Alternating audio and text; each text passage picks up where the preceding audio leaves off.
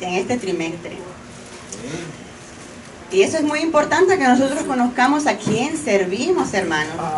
Creo que fue el hermano Alex, no estoy segura, que puso una imagen, no sé si fue en Facebook o por texto, de mi pueblo perece por causa de conocimiento. Así es que mientras más conocimiento tengamos del Señor, más vamos a ser felices, mejor vamos a andar en este camino. Amén. No esperando cosas que no tenemos que esperar y aprendiendo a depender del Señor. Amén. Así que hoy estamos en el estudio número 2 y hoy vamos a hablar sobre nuestro Señor Jesucristo como el pan de vida. Amén. La lectura bíblica para esta clase va a estar en Juan 6 y solo vamos a leer del 25 al 35, pero les recomiendo que lean todo el capítulo. Además, les recomiendo que lean todo el libro. Se recomienda mucho a los nuevos convertidos que empiecen leyendo el libro de Juan. Así es que si alguno de nosotros no hemos ya cubierto esa parte, pues nunca es tarde para empezar, hermanos. Amén. Así que vamos a leer la lectura en Juan 6. Pero antes, alguien que me lea el pensamiento central. Cristo es la solución a todas las necesidades más importantes del hombre. Dentro de ellas, el alimento espiritual. Debemos conocerlo como el pan de vida. Amén. ¿Qué me puedes decir de eso, Maribel? ¿Qué necesidades, cuáles son las necesidades más importantes que tiene el ser humano? Que Dios la puede suplir o que Dios la puede cubrir. Bueno, según la palabra tenemos que nutrirnos de ella para poder continuar y prosperar en la vida, y es lo que Dios tiene para cada uno de nosotros. Si nosotros creemos que Él es la solución a todas nuestras necesidades más importantes, a veces cuando pensamos en necesidad, yo pienso que las necesidades más importantes es la necesidad espiritual, la necesidad del alma y las necesidades del cuerpo. Porque el cuerpo es como el centro o el templo de Dios, si lo tenemos dentro. Entonces las necesidades espirituales básicas, porque si no vamos a andar como el barco a la deriva. Exacto. Pero para cubrir esas necesidades espirituales tenemos que conocer a Dios, tener conocimiento de Él. ¿Quiere decir algo, hermano? A ver la pregunta de nuevo, perdóname que te la... ¿Cuáles son esas necesidades importantes que tiene el ser humano? Porque dice que la solución a todas nuestras necesidades es Cristo. A todas nuestras necesidades más importantes. ¿Cuáles pueden ser esas necesidades? Cuando nosotros pensamos en necesidades, esa era la pregunta. Las necesidades más grandes que puede tener un ser humano es buscar más de Dios, estar más cerca de Dios, pedirle que siempre esté al lado de nosotros, porque sin Él no vamos a poder hacer nada, y creer en todo lo que pedimos y creer en todo lo que pidamos en su nombre, en el nombre de Jesús, porque Él es la fuente de nuestra vida espiritual, Él es la fortaleza de cada ser humano. Amén. Y como dijo la hermana, todo nuestro ser, la palabra siempre habla sobre ese orden: espíritu, alma y cuerpo. Pero cuando nosotros hablamos con las personas del mundo, ¿de qué se interesan? Lo material, lo que satisface el cuerpo y a veces el alma, pero lamentablemente no las cosas que nos edifican, sino el ego. El ego puede ser una de esas cosas. La envidia que nos lleva a actuar de cierta manera y crea en nosotros una necesidad, ¿no? Así es que el orden de Dios es satisfacer primeramente las necesidades del espíritu y la del alma. Y por último, como dice la palabra, Dios sabe que tenemos necesidad de todas esas cosas materiales, como es el alimento, el techo, la ropa, ¿no? Así que el Señor se encarga también de esas cosas. Hermana Carol, si me puede leer el texto áureo. Jesús les dijo, yo soy el pan de vida. El que a mí viene nunca tendrá hambre, y el que en mí cree no tendrá sed jamás. Amén. Y entremos inmediatamente a la lectura bíblica para que no se nos vaya el tiempo. Está en Juan capítulo 6, versículo 25. Dice, y hallándole al otro lado del mar, le dijeron, Rabí, ¿cuándo llegaste acá?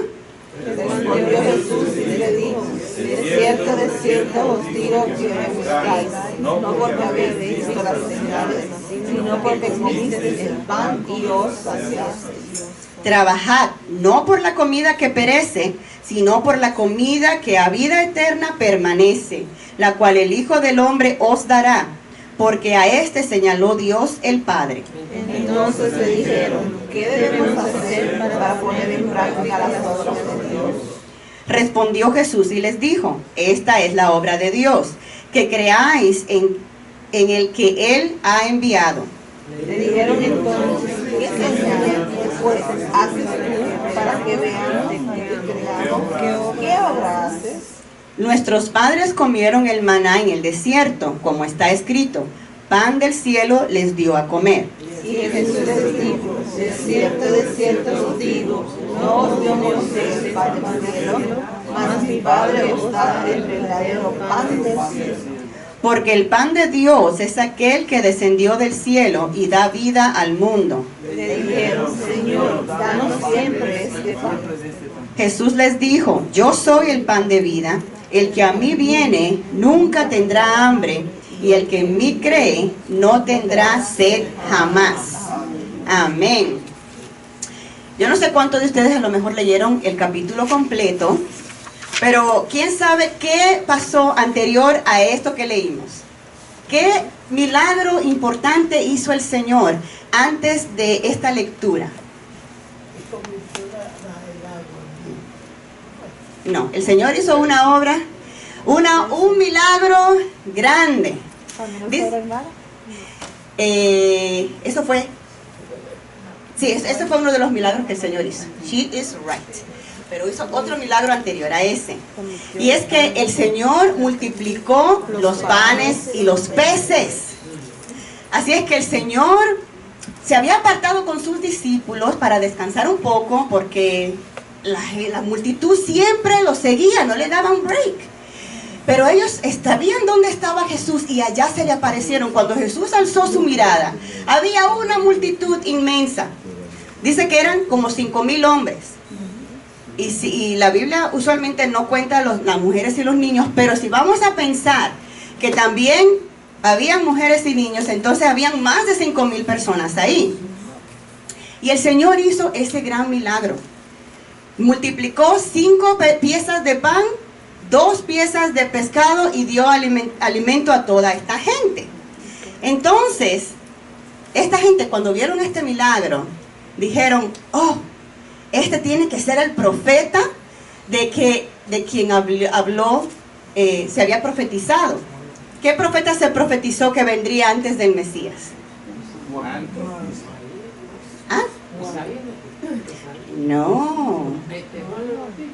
Vendría un profeta antes de Jesús, pero no se profetizó que iba a ser Juan.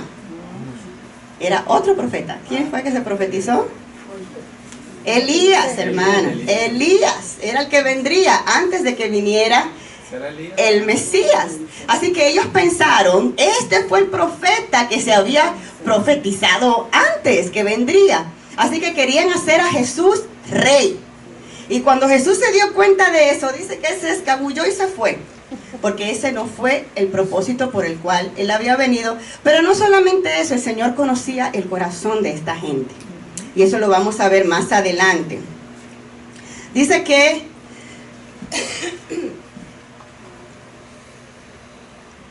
en el capítulo 6 de Juan se hace mucho énfasis de las cosas espirituales, del alimento espiritual.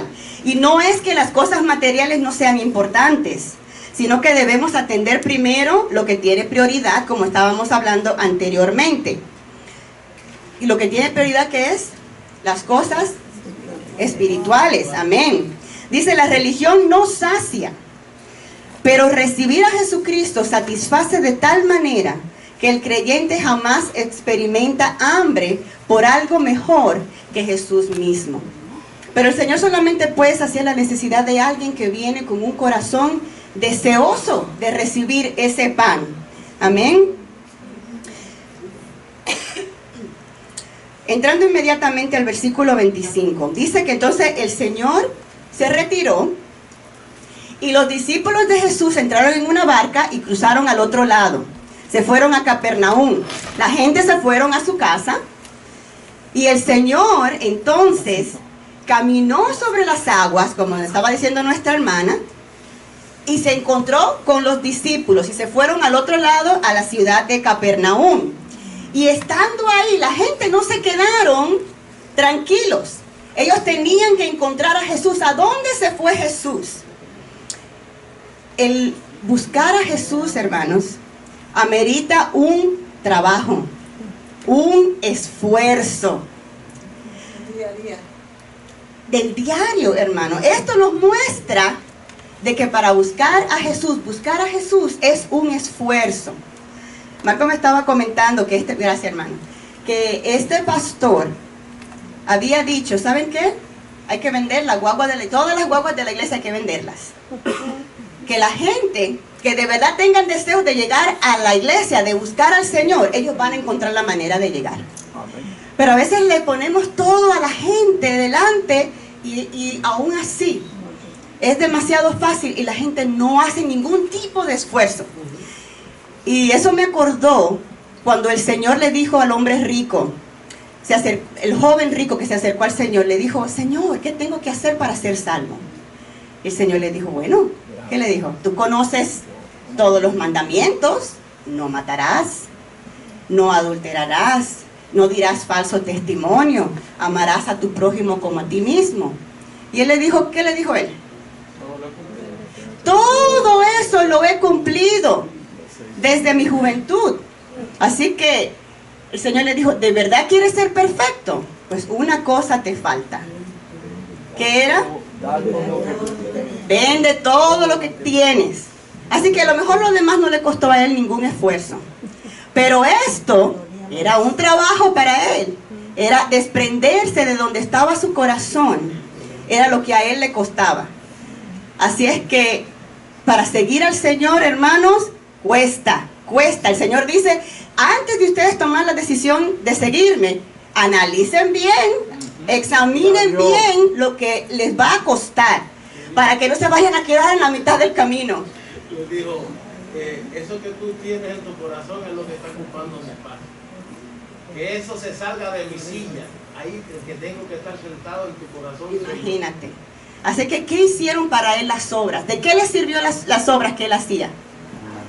Nada, solamente le servían para él sentirse a lo mejor, como muchas personas lamentablemente hoy en día, ya se siente que con cumplir, bueno, ya esa parte, check, ya yo cumplí con esta parte, así que lo demás ya se sienten un poquito tranquilos. Pero si eso hubiera sido una realidad, él no se hubiera acercado a Jesús a preguntarle qué le faltaba.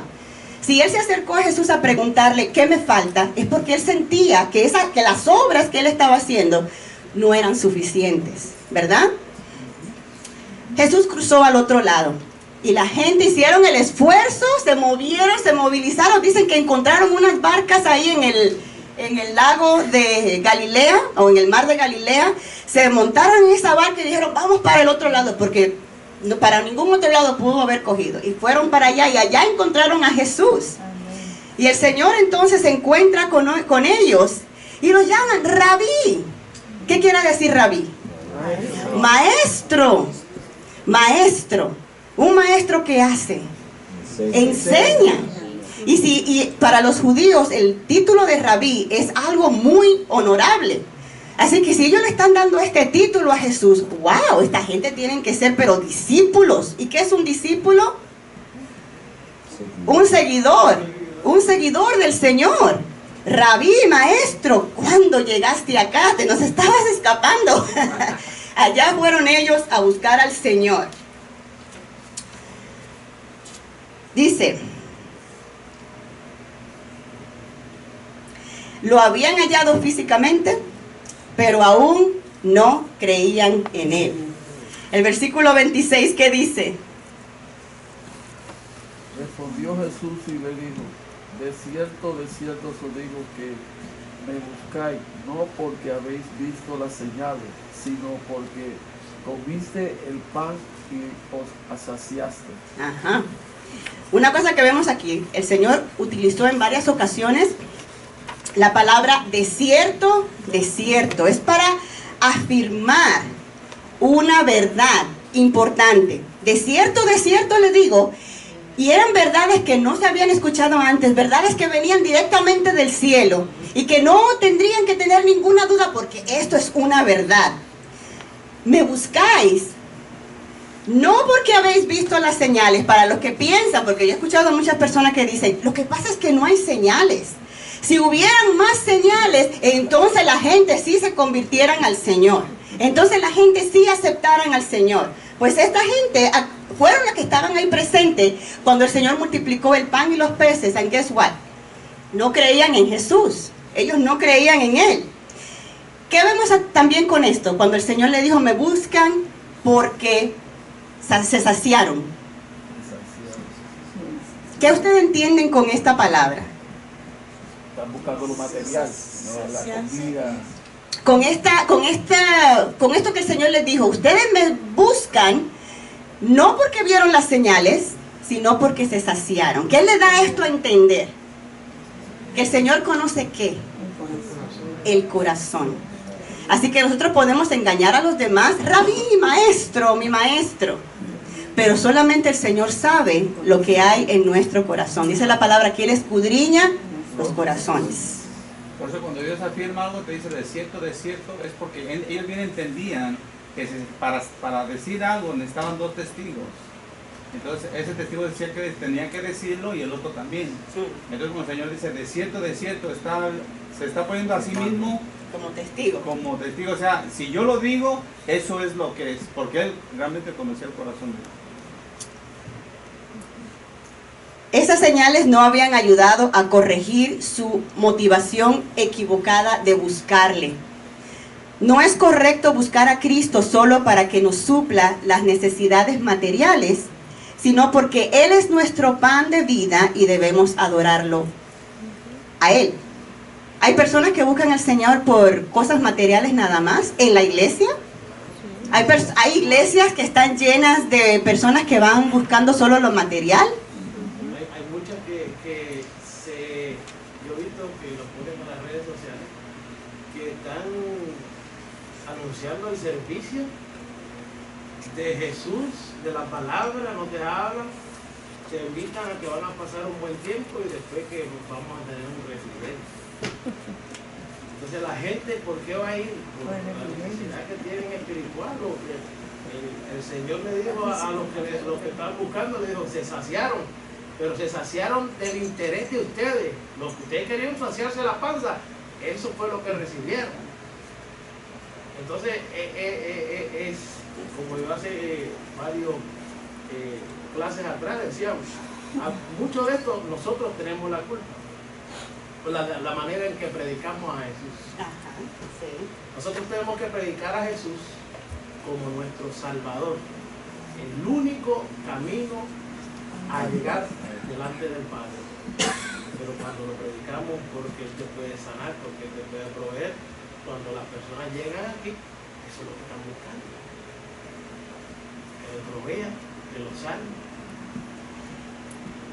Así mismo es, lamentablemente, y yo he escuchado que dicen, bueno, tenemos que ser astutos para que las personas entonces se acerquen a buscar. Y por eso se le presenta a un Dios milagrero, pero también debemos entender, cuando leemos los evangelios, vemos como muchos de ellos decían, ven a Jesús, que Él me sanó a mí, Él te puede sanar. No es que el Señor no lo presentemos como que el Dios todopoderoso que tiene el poder para sanar, pero más allá que eso, la necesidad que tiene el ser humano, y pedirle nosotros al Señor que Él le dé revelación a las personas a las que nosotros le estemos hablando. Porque si la persona no tiene el discernimiento, si el Señor no ha abierto esos ojos y si su corazón no está dispuesto, y en su corazón lo único que hay, como en esta gente, es lo material, ahí no hay mucho que hacer. Lo que le estaba diciendo sobre el joven rico, dice la palabra que él se fue triste, pero se fue, no se quedó. ¿Y qué hizo Jesús? No, espérate, que creo que fue un poquito duro contigo. Vamos a bajarle unas cuantas rayitas a eso. Mira, no lo vendas todo, pero ¿qué te parece la mitad? ¿Con eso podemos trabajar? El Señor no negocia con nosotros. Es o todo o nada. Así es que el Evangelio se presenta con amor, pero se presenta como es. El Señor vino a una cosa nada más, a buscar y a salvar lo que se había perdido. Él vino a dar vida eterna. Dice, y esta es la voluntad de Dios para mí, dice Jesús. Esta es la voluntad que Dios tiene para mí, que yo no pierda a ninguno de los que Él me dé y que yo lo resucite en los postreros días y que les dé vida eterna. Ese es el propósito por el cual el Señor mandó a Jesús a la tierra. Así que cuando nosotros predicamos a Jesús, tenemos que predicar salvación y vida eterna. Si la gente lo quiere, amén. Si no, pues el Señor, como el Señor, nos quedamos parados ahí diciendo, bueno, Dios tenga misericordia. El hermano primero. Por eso era que cuando Él sanaba, Él le decía, no digas nada, porque Él no quería que se divulgara la sanidad. Lo que él quería lo que se divulgara fuera su palabra, la palabra que Dios le dio para la salvación al mundo. Porque si le decía a la gente, oh mira, Él me salvó, entonces ¿a qué vendría para acá? Para que lo salvara. Y eso no es lo que Él quería. Él no quería, Él tenía el poder para sanar, pero lo más importante en Jesús fue venir a traer la palabra de Dios de salvación al mundo. Él era la luz. ¿Qué significa ser la luz? O sea, alumbrar a las personas que están en las tinieblas, caminando de una manera errónea, viviendo la vida de una manera errónea, buscando a Dios de una manera errónea. En el mismo que estaba hablando el hermano, él cada vez que sanaba a alguien, él no le decía, tu fe te ha sanado, le decía, tu fe te ha salvado. Y por recibir esa salvación también vienen las otras cosas. Amén. Amén. Como viniste y recibiste espiritualmente, vas a tener para el alma y para el cuerpo. Como le dijo a la mujer samaritana. La mujer samaritana recibió una palabra de Jesús. Le dijo, ve y tráeme a tu marido. Y ella que le dijo, no tengo marido. Y el Señor le contestó que, bien has dicho. ¿Por qué? Porque 5 has tenido y el que ahora tiene no es tu marido. Pues esa mujer quedó impactada de que este hombre, que también se le reveló, yo creo que la única persona a la que él se le reveló como el Mesías, o a la primera persona, fue a la mujer samaritana. Dice, cuando venga el Mesías, Él nos va a enseñar todas las cosas, le dijo él. Le dijo ella a Jesús, y él le contestó, es Él el que habla contigo, el Mesías. Esta mujer salió corriendo a buscar a las personas de su pueblo, para que vinieran a escuchar a este hombre que le había dicho toda la verdad. ¿Y qué dijeron ellos? Ya no creemos por lo que tú nos dices, sino que lo hemos podido experimentar. El Señor, la palabra del Señor tiene poder. La misma voz de Dios, la misma palabra de Dios es la que transforma. Amén. El versículo 27 dice, trabajar. Es un trabajo, ¿verdad? Es un esfuerzo. El buscar al Señor es un esfuerzo. Dice, no por la comida que perece. Así que no debemos esforzarnos en buscar las cosas del mundo, las cosas materiales, sino por la comida que a vida eterna permanece, la cual el Hijo del Hombre os dará. Dice el versículo 27, en este versículo hay un mandamiento de mucho valor que Cristo hace a sus oyentes, y es el de trabajar. No enfocados principalmente en lo que perece, sino como habíamos dicho al principio, el orden que la palabra nos enseña es espíritu, alma y cuerpo. Y cuando nosotros hablamos de pan, ¿qué es lo que esta palabra simboliza para nosotros? Según la palabra, vamos a decir que según la palabra. ¿Qué simboliza el pan? Cuando decimos, danos el pan de cada día, ¿qué estamos pidiendo al Señor? No, cuando oramos al Señor, danos hoy el pan de cada día. Bueno, un vivo ejemplo es cuando mi mamá vio a mi suegra y le dijo, venga a echarse un taco. Ah, sí. Y mi suegra dijo, sí, me como un taquito. Y pensó que era un taquito de esos dorados de pollo. Y le sirvió un plato de arroz con habichuela, habichuela y carne, se me hace que fue. Entonces, no, yo me esperaba un taquito. Entonces, cuando en México te dicen, ven a echarte un taco, es que vengas a comer. Es lo que dice el pan. Ajá. Eso es lo que representa. Así que la Biblia en México diría, danos hoy el taco de cada día. Sí. Cuando habla de la palabra en la oración del Padre Nuestro, está hablando sobre el alimento diario, la comida diaria. Súplenos, Señor, el alimento del día de hoy, la comida del día de hoy. ¿Y cuál es el propósito de la comida? ¿Para qué comemos? Para nutrirnos, se supone. Se supone que es para nutrirnos, pero no todo lo que comemos nos nutre, ¿verdad? Pero ¿qué otra cosa hace esa comida que comemos que no nos nutre? ¿Por qué la comemos si no nos nutre? ¿Por qué? Porque le gusta el cuerpo. ¿Sabe? Le gusta el cuerpo. Lamentablemente no todo lo que nos nutre nos cae bien. Una de las cosas que a mí me fascina son las Coca-Colas, pero yo no las compro porque si la tengo en la casa me la tomo. Así que hermanos, por eso cuando ustedes lleven, que hacemos actividades, yo no me enojo si ustedes se lo llevan para atrás. Lo que sobre, digo, se lo pueden llevar. Porque de verdad eso no tiene ningún valor nutricional, nada. Pero sin embargo te produce un placer, ¿verdad? Pero el propósito del Señor es... ¿verdad? Pero el Señor sí nutre. ¿Qué nutre el Señor en nuestra vida? Todo nuestro ser. Por eso dice la palabra que el que viene a Él nunca más tendrá hambre. El que a mí viene nunca más tendrá hambre. Ahora, hay comidas allá afuera que, como le estaba diciendo, que no nos nutres. Así que el alma y el espíritu también son alimentados, lamentablemente, de cosas que no nutren. No nutren, sino que cuando nosotros nos pasamos la vida comiendo cosas que no nos nutren. Twinkies, esos bizcochitos sabrosos que no tienen nada tampoco de nutrición, con una Coca-Cola bien fría. Eso no nos nutre para nada. Al contrario, ¿qué hace eso con nuestro cuerpo? Poco a poco, porque a lo mejor lo comemos hoy y no nos pasa nada. O pensamos que no nos pasa nada, no sentimos nada diferente.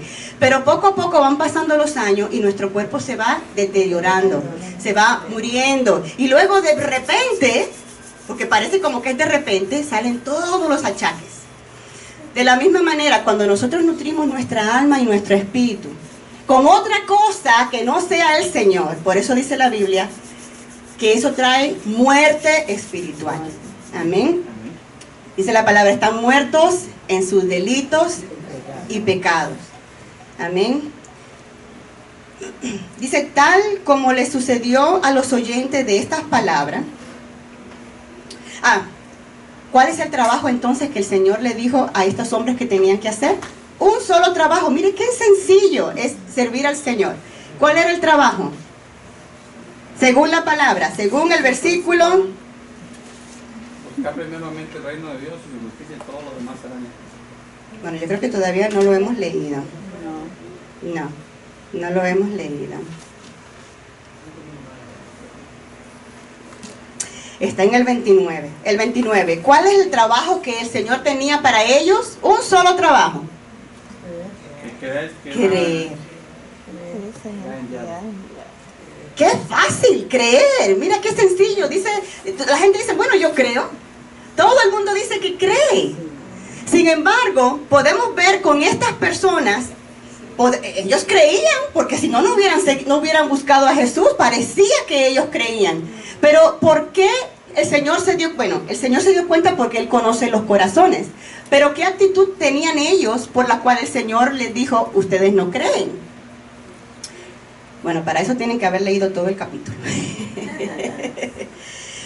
Bueno, vamos a seguir leyendo más adelante y vamos a ver cuál era la actitud de esta gente por la cual el Señor les dijo, o por la cual podemos entender que ellos no creían. Tal es como le sucedió a los oyentes de estas palabras. En el mundo hoy existen millones de personas espiritualmente muertas en sus pecados que no pueden discernir la verdad. El Señor les hablaba y les repetía una y otra vez: yo soy el pan que descendió del cielo. Mi Padre es el que me mandó. Él decía mi Padre para reforzar que Él era divino, que Él era el Hijo de Dios. Pero estas eran palabras que ellos no podían aceptar. Y dice la palabra que ellos empezaron a murmurar, porque Él decía que Él había venido del cielo. Y ellos dijeron: ¿cómo que Él vino del cielo? Estaban murmurando entre ellos: ¿cómo que Él vino del cielo? Si nosotros conocemos a su papá y a su mamá. Sabemos que... Y se rían con el cuerpo, con su propio entendimiento. No lo hacían espiritualmente. Y al tú hacerlo, dicen: no, pero si el vecino mío, ¿cómo va a decir que...? Exacto. Por eso el Señor dijo que nadie es profeta en su propia tierra. Pero hay que pedirle al Señor que nosotros no pequemos de lo mismo. A veces nosotros sobreanalizamos las cosas y no damos lugar para recibir el mensaje que viene de parte del Señor. Y esta gente empezaron a ver: oye, ¿cómo que vino del cielo? Sí, conocemos a su papá y a su mamá. Así que sabemos que Él nació de mujer, no vino del cielo. Y no pudieron aceptar sus palabras porque ellos mismos se habían creado un bloqueo. Así que los milagros que ellos y la mayoría de todo Israel habían visto, porque la fama, dice la palabra, que la fama de Jesús se regó por todo Israel. No había uno que no supiera quién era Jesús. Dice que hasta el mismo Herodes tenía deseos de conocer a este hombre. Dice: hasta que me haga un milagrito aquí para yo verlo. Dice la palabra así mismo. Así que todos conocían los milagros que Él hacía. Sabían que este no era un hombre ordinario. Y no solamente eso, ellos mismos habían presenciado un milagro. Sin embargo, nada de esto fue suficiente para que ellos pudieran tener fe.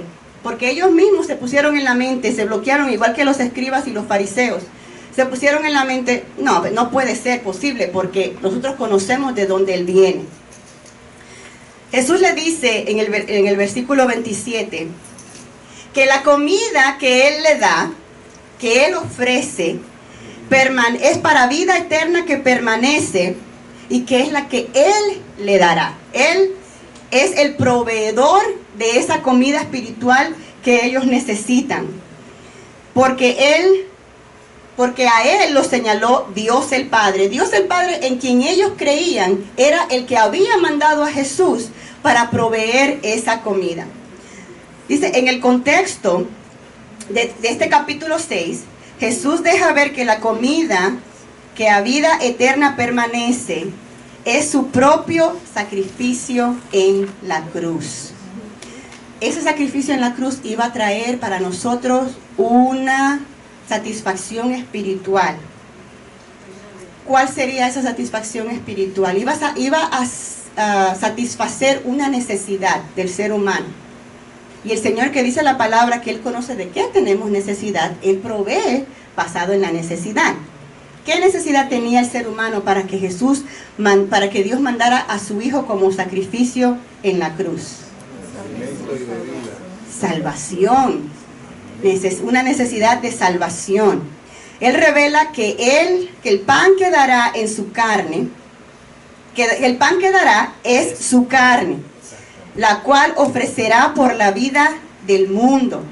Pero no olvidemos que es responsabilidad de cada hombre, de cada uno de nosotros, responder a la provisión que Cristo ofrece. Así que nosotros podemos tener el manjar acá al frente, pero si nosotros no lo comemos, vamos a seguir con hambre. No vamos a ser satisfechos. Así que cada hombre tiene que acercarse al Señor. Como dijo Jesús: el que viene a mí, yo no le echo fuera, y el que viene a mí no tendrá hambre jamás. Amén. Es responsabilidad de cada uno de nosotros. Amén. Alguien que lea ahora el versículo 28 y 29. Respondió Jesús y le dijo: esta es la obra de Dios, que creáis en el que Él ha enviado. O el 28 y el 29. Sí. Entonces le dijeron: ¿qué debemos hacer para poner en práctica las obras de Dios? Respondió Jesús y le dijo: esta es la obra de Dios, que creáis en Él que Él ha enviado. Amén. Así que ahí estaba el trabajo. Creer en el Señor. El tema en el libro dice: no es necesario hacer obras, sino creer. Pero yo les digo, hermanos, que si creemos, la única manera de que se puede manifestar que hemos creído es a través de las obras. El problema está en el orden, o el problema está en solamente hacer obras con el propósito de alcanzar el favor de Dios. El hombre no puede alcanzar el favor de Dios por hacer obras. ¿Qué obra podemos hacer nosotros para alcanzar el favor de Dios? ¿Hay algo que nosotros podamos hacer para que el Señor diga: wow, estoy en deuda con Andy, estoy en deuda por el trabajo que está haciendo? Así es que podemos estar nosotros, ¿puede estar Dios en deuda con nosotros? ¿Hay algo que nosotros podamos hacer para que Dios diga: bueno, ya que está haciendo tal o cual obra, aunque yo no quería hacer esto, lo voy a tener que hacer? ¿Es posible eso? ¿Hay algo en la palabra que nos haga pensar o que nos enseñe que el Señor obra de esa manera? No, el Señor no está en deuda con nosotros. Así que nosotros estamos en deuda con Él. Así que cuando el Señor obra bien hacia nosotros, nosotros lo vemos esto como un acto ¿de qué? De misericordia, amor y misericordia.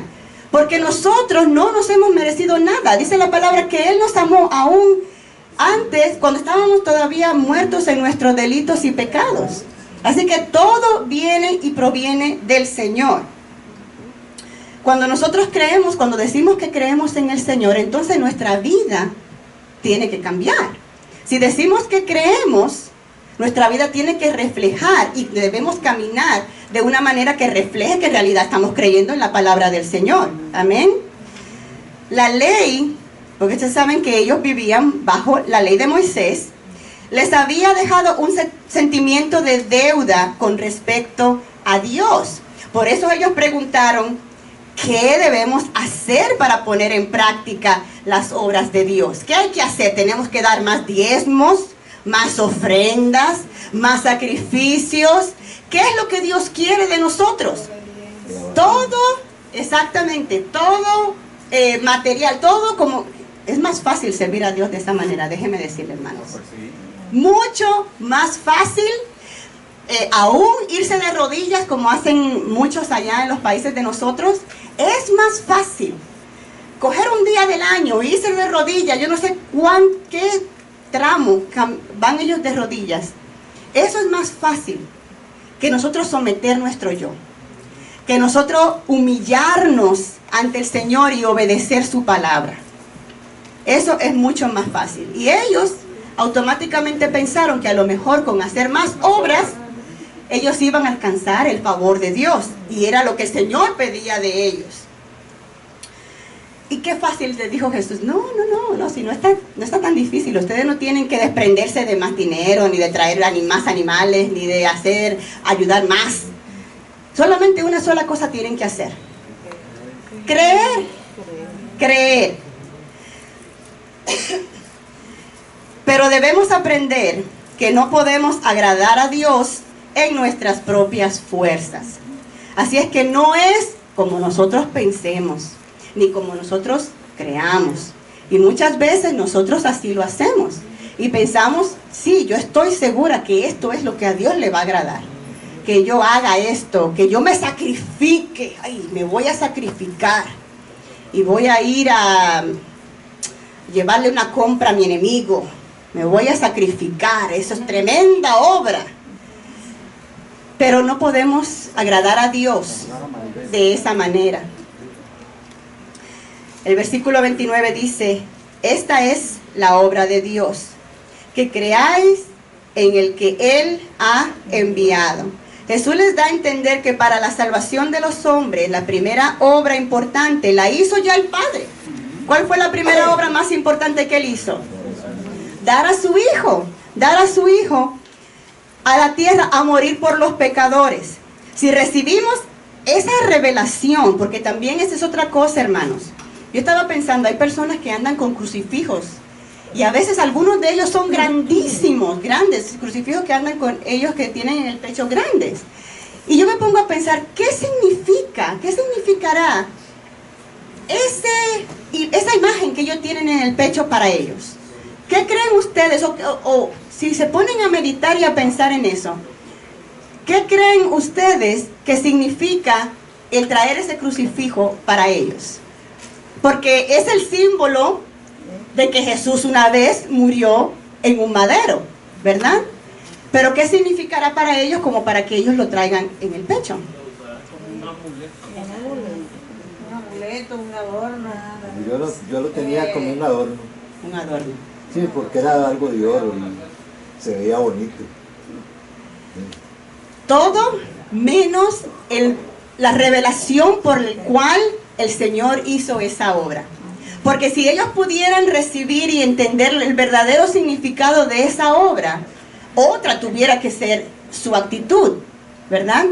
Porque no hay manera que uno tenga la revelación del Padre de la muerte de su Hijo por salvarme a mí y que uno se quede sin reaccionar a eso. Ahora, hay dos maneras de reaccionar. ¿Cuáles son? Cuando uno ha tenido esa revelación, podemos aceptar o rechazar. Amén. Por eso dice la palabra, si oyeres hoy su voz, no endurezcas tu corazón, porque siempre el llamado va a venir de parte de Dios. El ser humano no busca a Dios. Dios es el que nos busca a nosotros. Y nosotros somos los que reaccionamos a ese llamado. O endurecemos el corazón o nos acercamos a Dios. ¿Alguien tiene algún comentario antes de avanzar? ¿No? ¿No quieren aportar algo? El problema con los judíos o el pueblo de Dios era que en el desierto todo era materialmente. El maná que bajó del cielo, lo que hizo Moisés, para ellos todo era material. Ahora cuando viene Jesucristo la cosa cambia. Por eso que uno en un versículo habla del maná, que los padres de ellos comieron en el desierto. Pero ¿qué satisfació el maná? ¿El hambre qué? Física. Ahora cuando comparamos el maná con el pan de vida, que es nuestro Señor Jesucristo, son dos cosas 360 grados diferentes. Ya Jesucristo no vino a satisfacer nuestra necesidad física, porque muchos de nosotros entendemos que nosotros somos este cuerpo que vemos, que sentimos, que nos duele. No vemos el cuerpo que tenemos por dentro. Por dentro nosotros tenemos un cuerpo que se llama alma y espíritu. Y a ese cuerpo fue que vino Jesús a satisfacer con todo. Por eso que los judíos no pudieron entender y le preguntan qué debemos de hacer. Y simplemente Jesucristo le pregunta, creer, porque es el primer paso para acercarnos a Jesús. Amén. El primer paso es creer, así mismo como dice nuestro hermano. El Señor les enseña que Dios mismo determinó el creer como la única obra necesaria para hallar la vida y la salvación. Amén. Cristo mismo les dijo que Dios dio a su Hijo unigénito para que todo aquel que en Él cree no se pierda, mas tenga vida eterna. Esa verdadera fe debe dominar nuestra actitud. Por eso les digo que cuando decimos que creemos, tiene que dominar nuestra actitud y conducta. Así que si decimos que creemos, entonces vamos a hacer la voluntad de aquel que decimos creer. Yo creo en ti, tú eres mi maestro, tú eres mi rabí, yo creo en ti. Ah, bueno, entonces yo como maestro te enseño Y nosotros como discípulos debemos seguir y obedecer, y es una actitud de que verdaderamente estamos creyendo lo que Él nos dice. Y esta actitud debe continuar ¿hasta cuándo? Hasta que el Señor venga o Él nos llame a su presencia. Amén. En el versículo 30 y 31 dice, les dijeron entonces, oigan qué pregunta, ¿cómo se atrevieron? ¿Qué señal pues haces tú? ¿Eso quiere decir que no vieron suficiente señal? ¿No fueron ellos testigos presenciales de un tremendo milagro? ¿Qué señal pues haces tú para que veamos y te creamos? Así que ahí mismo ya están diciendo, yo no creo en ti, yo no te creo. Multiplicó el pan y los peces, lo buscan por todo lo que han oído de Él y aún no es suficiente, hermanos. Pero así mismo pasó con Moisés. Moisés cuando sacó al pueblo de Egipto vio los 10 milagros que hizo Dios con su pueblo. Lo vio cuando cruzaron el mar, lo vio con las necesidades que le dio y todavía y aún así continuaban pecando. Dice, ¿qué obra haces?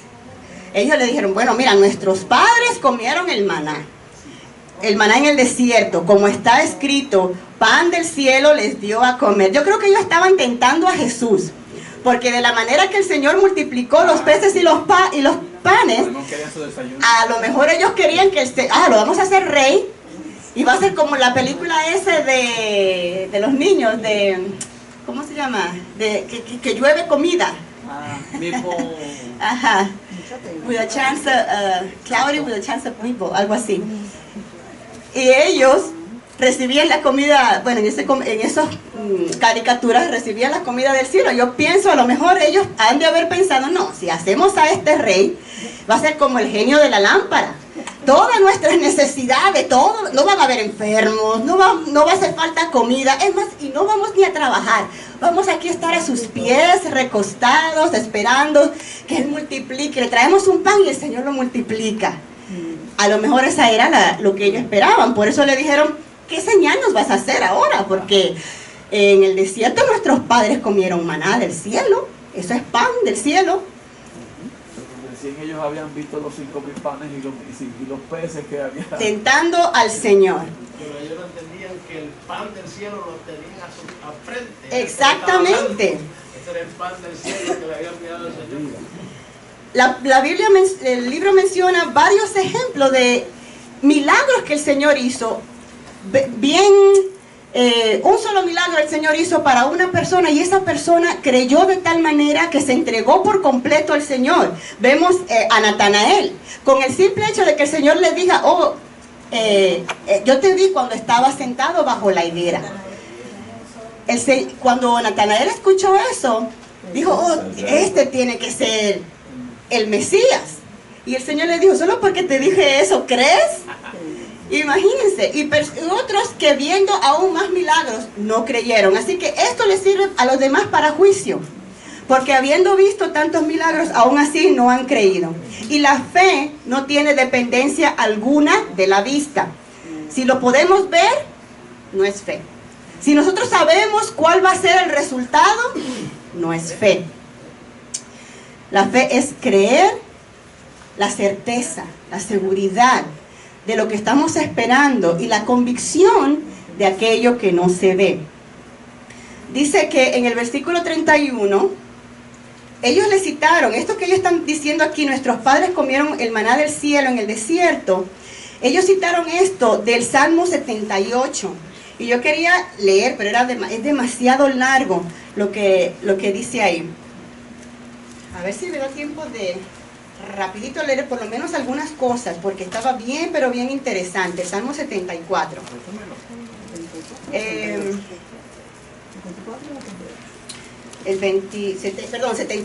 78, tienes toda la razón. En el versículo 24, dice que, e hizo llover sobre ellos maná para que comiesen, y les dio trigo de los cielos.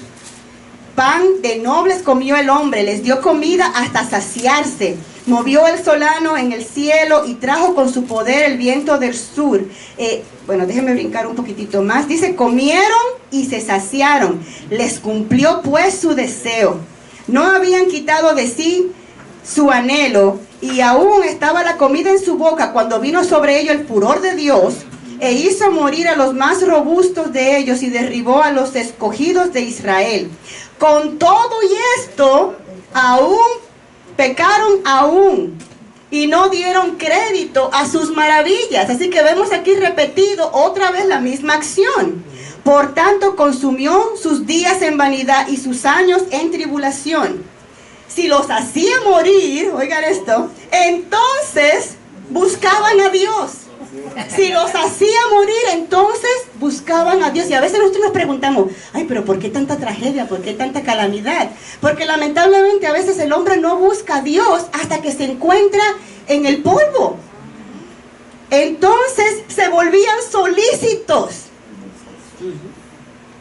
en busca suya. Entonces sí se apuraban a buscar a Dios. Ahora sí me voy a levantar en la madrugada a orar. Ahora sí voy a buscar al Señor. Ahora sí voy a leer la palabra. Ahora sí. Si los hacía morir, entonces buscaban al Señor. Así que nos sirva esto de lección, hermanos. Para que nosotros... Aquí en Mateo 12:39, que está en el libro, dice, debemos recordar que la generación que pide señal para entonces creer es mala y adúltera. Sí. Generación mala y adúltera. Pide señal, ¿pero qué? Señal no le será dada. Así que se van a quedar esperando. Si con lo que ya dice la palabra, con lo que ya ustedes han oído no es suficiente para creer, pues ni modo. No van a creer ni con las señales, como le dijo al hombre rico que fue al infierno. Ay, Señor, déjame que yo vuelva y le avise a mis hermanos para que vuelvan para que no vengan a este lugar. ¿Y qué le dijo él? No, ellos tienen allá a Moisés y a los profetas. ¿Qué quiso decir con eso? Tienen la palabra, porque ya Moisés no estaba vivo. Tienen la palabra, que escuchen a eso. No, Señor, es que a eso no les van a hacer caso, pero si ven que un muerto resucita, entonces sí van a creer. Le dijo, no van a creer, ni con eso van a creer, ni con eso. Dice, el maná era un tipo de Cristo, el pan de vida. Pero los ojos de aquellos que leían el relato del maná, de Éxodo 16, estaban oscurecidos y no pudieron ver que aquella y otras muchas escrituras tendrían su verdadero cumplimiento en la persona de Jesús. Así que ellos conocían la historia de lo que había pasado, pero como nos estaba diciendo nuestro hermano, el maná era un pan que venía del cielo para alimentarlos físicamente, y era solamente bueno por ¿cuánto tiempo? Un día. Saciaba una necesidad física por solamente un día, porque si lo guardaban para el otro día, ¿qué pasaba? Se podría y se llenaba de gusanos. Así es que el Señor, como dijo Jesús, Dios había provisto del verdadero pan. Dice en el 32, y Jesús les dijo, de cierto os digo, no os dio Moisés el pan del cielo, mas mi Padre os da el verdadero pan del cielo. Y el Señor se lo enfatizó una y otra vez, yo soy el verdadero pan del cielo. El maná no fue perdurable a través de las generaciones, sirvió solamente para ¿qué? Satisfacer una necesidad en un tiempo. Ya habían pasado cientos y cientos de años. ¿De qué les sirvió a ellos ahora, hace 2000 años atrás, cuando ocurrió esta escena? ¿De qué les sirvió a ellos el maná que sus padres comieron? De nada. De nada. Le aprovechó saber que el Señor provee, que el Señor tiene cuidado de sus hijos.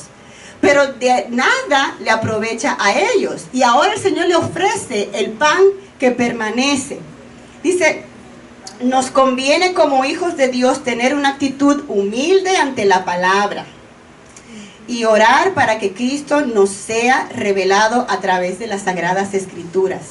Así que debemos pedirle al Señor cuando estamos leyendo la palabra que podamos entender, que el Señor se revele, para que entonces podamos ser edificados, porque si no entendemos Si no conocemos al Señor, no vamos a poder ser edificados, no vamos a poder crecer. El plan divino es que al haber participado del pan de vida, estemos completos en Cristo y que Él sea el todo en todos. Así que el Señor quiere suplir todas nuestras necesidades. Dice el versículo 33, porque el pan de Dios es aquel que descendió del cielo y da vida al mundo. Le dijeron, Señor, danos siempre ese pan. Ellos todavía estaban esperando un pan físico. Danos siempre de ese pan. Y dijo siempre, ¿qué quiere decir eso? Que no era un solo pan que iban a comer y ya. Ellos estaban esperando pan diario, constantemente, que estuviera cayendo ese pan del cielo. Danos siempre de ese pan. Ciertamente necesitamos iluminación divina para comprender las verdades de la fe. Debemos orar por aquellos a quienes les hablamos de Cristo para que puedan discernir el Evangelio y entender que Jesús puede darles vida eterna. Vamos a terminar la lectura. Dice, Jesús le dijo en el 35, yo soy el pan de vida. Ustedes están esperando otro tipo de pan y yo les estoy diciendo que yo soy ese pan. El que viene a mí nunca tendrá hambre y el que en mí cree no tendrá sed jamás. Jesús enseñó que su provisión está disponible para todo aquel que venga a Él. Así que no, el Señor no es excepción de persona, no es solamente para los judíos. Todo el que venga a Él puede saciarse con el Señor, con el pan que Él ofrece. Primeramente recibir la vida eterna. Y como dice aquí, dice que Jesús es primeramente el pan de vida. Luego dice, yo soy la luz del mundo. Así que primero el Señor nos sacia. Sacia nuestra necesidad, nuestra hambre. Y luego nos alumbra el camino por donde debemos seguir. Y luego dice, yo soy la puerta. Nos alumbra para que entremos por la puerta. Yo soy el buen pastor. Eso quiere decir que no vamos a ir solos. Él va de nuestro lado como el buen pastor. Yo soy la resurrección y la vida.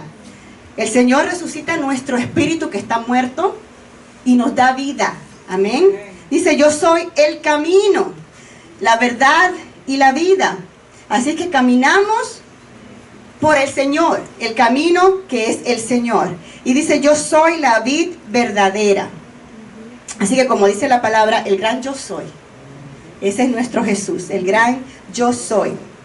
La fe es el medio por el cual llegamos a participar de Cristo.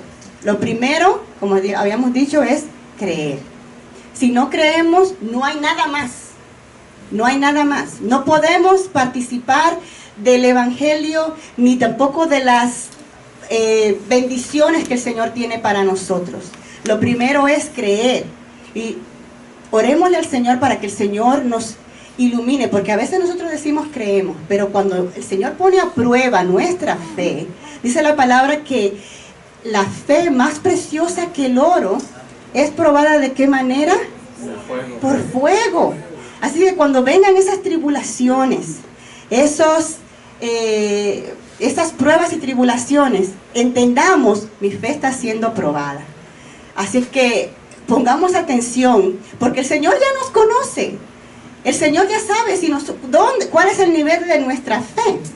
Pero nosotros somos los que tenemos que saber dónde estamos parados y de qué lado estamos más débiles. Así que cuando venga ese momento, dice la Biblia que es a través de la oración que nosotros vamos a poder obtener victoria. Ya voy a terminar. Dice, su promesa a quien viene a Él es que nunca tendrá hambre.